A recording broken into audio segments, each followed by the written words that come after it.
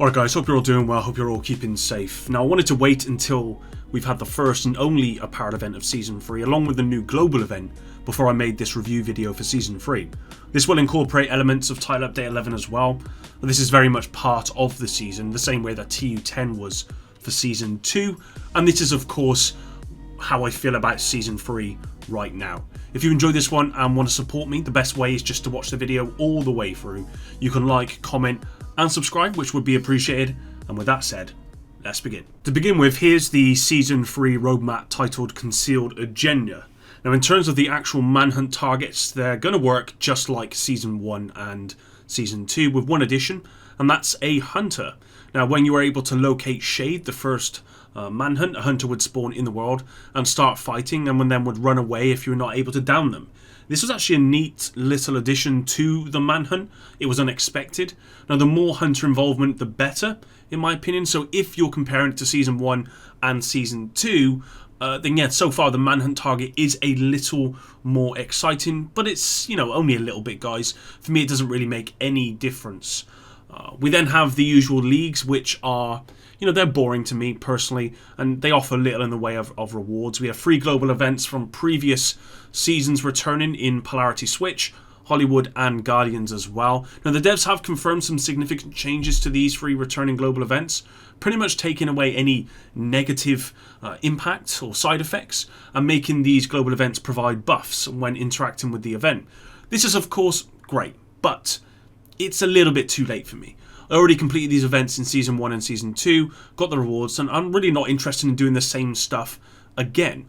I didn't particularly like the Hollywood global event, and after trying Shade Exposed, I kind of feel the same way about this global event as well.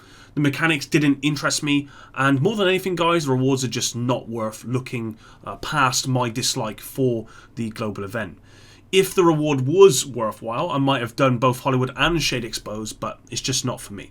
On a more positive note, the first and only apparel event, Last Resort, which is live as I'm scripting this review, is by far the best apparel event to date. It finally feels like we've gotten some impressive tactical vanity items worth grinding for, and I'd like to see the devs keep sticking with this direction. You know, no more sandals and pink shorts and yellow cagoles. This is the first apparel event where I've really wanted to kind of jump into the game every day and grind to complete the set, mainly because I think the masks here are awesome, the general vanity is awesome. It's a really great job there, devs. If I had to give one criticism, and it's actually a compliment to how well they've done with this event, it would be that one event doesn't really feel like enough for 12 weeks. I think having one event every 4 weeks would be way better, but that's it really. With Season 3 we got a new gear set, branded gear, named items, weapons and exotics. First and foremost we got the new exotic Memento backpack, which is probably the best piece of gear to be added since the launch of the game. It's by far my favourite exotic in the game, and there's a strong argument it's the most powerful piece of gear in the game. It really reminds me of Ninja Bike Backpack from The Division, mainly because it can fit into almost any build, and just the overall impact this has had on the gear and build game.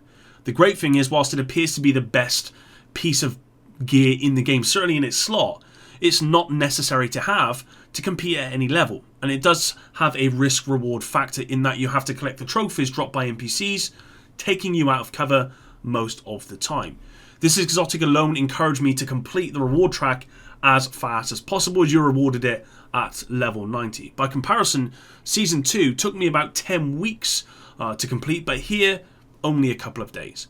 Another reason for grinding the reward track was the Backfire SMG, the new exotic SMG. Now I did play with this new exotic in the private server before the PTS, and I was pretty excited at this point with this weapon. Visually the weapon looks amazing, and the talent can provide a huge amount of power, up to 200% crit damage, but the side effect of that power is the bleed on you. Now personally, I don't mind the bleed damage you take, but I dislike the, you know, the blurry screen and how it slows you down. It's not the damage that's the problem, it's the other effects.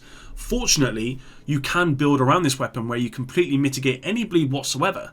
So there are ways to really get the most out of this gun, and when you do, it absolutely shreds. So yeah, this weapon is really, really strong. It's probably one of my favourite exotic weapons in the game.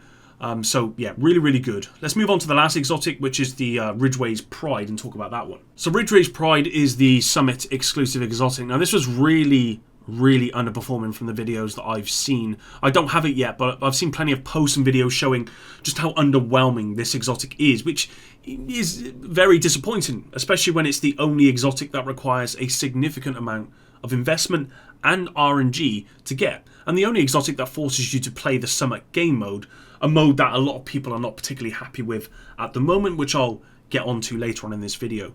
The devs have recently showed some buffs coming to this exotic with the title update 11, so we will have to see how it performs afterwards. But for right now, if I'm basing this review on how it is right now, it's really not worth the investment to get, and that is a disappointment. Moving on to a more positive note, the new gear set Hunter's Fury.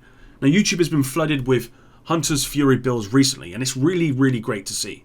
A really exciting run and gun gear set with some AoE status effect, armor on kill, health on kill as well, allowing you to have survivability whilst also outputting a lot of damage. This gear set really does everything you'd want from a run and gun gear set, which I think is something the game has missed for a long time. On top of this, we've got the new brand set, Balestone Armory, which is another great addition to the game, especially because it synergizes with Hunter's Fury really well. The devs did say this is something they thought about when bringing these two to the game, and you can really see the power of these being combined together, especially when you consider the new named Shotgun the Mop, which synergizes well with these two, and the new card pistol, a unique pistol that adds another option for build diversity, giving you that +1 skill tier. Anything that the devs kind of add to this game which makes you feel more powerful will always be a win. And all of this stuff combined, all the new stuff combined, really does make you feel like that. So that's a real big plus. I guess that's really it for Season 3 content, but as I said, I wanted to include some Title Update 11 stuff as well, like the Summit, the new PvE game mode meant to scratch that itch for highly replayable content. Now, if you've been watching my videos for the last couple of weeks, you will know that I've not been impressed with this game mode for many reasons. At one point, I even agreed with the new title for this game mode, Kenley Summit, given to it by some people in the community. My first run was littered with technical issues like bullets not registering, constant delta errors and more. Thankfully, these appear to be fixed for the most part. At present, however, the Summit lacks any replayability at all, with only one targeted loot for the whole experience, bland, boring environments with no windows in a skyscraper, which makes it feel more like a warehouse than a skyscraper. Thankfully, the devs are addressing some of the core replayability concerns with this mode in Title Update 11.1, which should be coming out in the next couple of weeks, allowing us to select the targeted loot that we want, allowing us to select the difficulty that we want, and allowing us to select the directives that we want. Targeted loot will be personal, meaning if you run in a group, you could have all 4 members with their own targeted loot, making it way more lucrative for players who use a group to help them farm for gear. Difficulty selection is great, with a new threat mechanic whereby the difficulty selected remains the same, but the higher that you climb, the more difficult it becomes, i.e. level 1 you might have 10 red bars, and level 100 you might have 20 elites. You will be able to select your directives from all 9 that have existed, so legacy directives are returning here in the Summit, plus adding directives increases the amount of targeted loot that drops as well. So for 2 directives you can get 2 times the amount, 3 directives 3 times, and so on. These changes are in direct response to the overwhelming feedback from the community, from the PTS, and more recently, and they are great. There is, however, still a lot of work to be done here in terms of environment, variety of activities, and the solo player experience, especially when it comes to loot drops for solo players, or shall I say, lack of. Right now, the Summit is, not completed. And it's got a lot of potential, but if I'm making this review on how it is right now, it really isn't good at all. I'm looking forward to the changes that are coming in the future. TU11 bought a host of other changes like generic mod slots and appearance mods. The generic mod slot change is a really good one. I've had way more fun with creating builds in this update than I've ever had in this game. I mean, I even released a build video, something I've not done for a very long time, because I'm enjoying the build side of things way more now. And I can see myself releasing more of this type of content in the future if the devs continue on this path. As I've said before, I do have concerns that the devs may go too far with this, removing any type of RNG in the game, but right now it feels like access to builds for all players is in a really good place, with hardcore players benefiting from min-max builds. Appearance mods, or transmog, has been something players were asking for in the early days of the division. 4.5 years later, and we now have this feature. Whilst it's not necessarily somewhere at the top of the list for most players, it's probably near the bottom of the pile.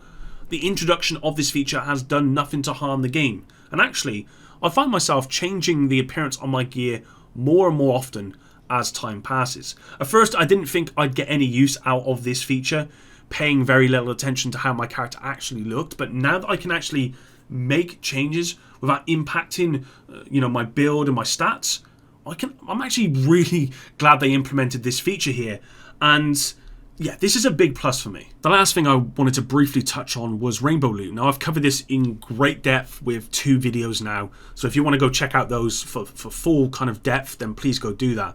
But in both of those, I provided data I've captured showing that from my results, the rainbow roll drop percentage sits at around 10%, and the first attribute matching the core is anywhere between 65 to 75% on average.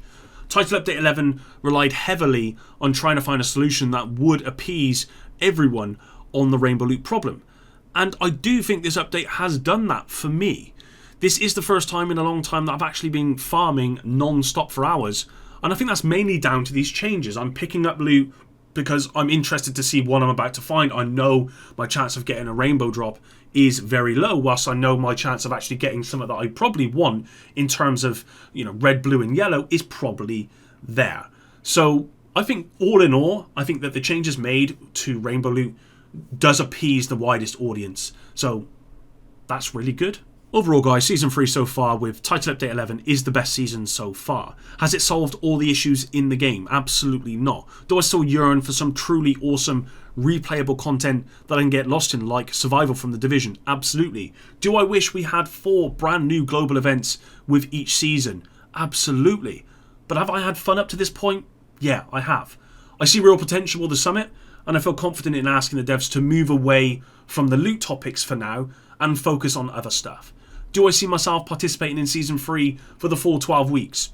No, I don't. And without a doubt, I'm disappointed that we again have to play 3 global events we've played for the last 2 seasons, and we're only getting 1 apparel event. I personally don't enjoy the leagues either. Season 3 is a mixed bag for me, and I hope Season 4 can build on the good changes and additions made here, while simultaneously fixing some of the core problems still left outstanding. And can we please get 4 brand new global events with Season 4, and can we please get brand new directives, and can directives just generally be looked at so that they're not so much of a hindrance to us playing this game and don't make me feel weaker than I've ever felt in the game before. Thanks very much for watching. If you've watched all the way to the end here, I really do appreciate it. By far the best way to support me is watching it all the way to the end. I'm currently away in Devon on holiday, so I'm going to say epic out now, and I'll see you next week. Epic out.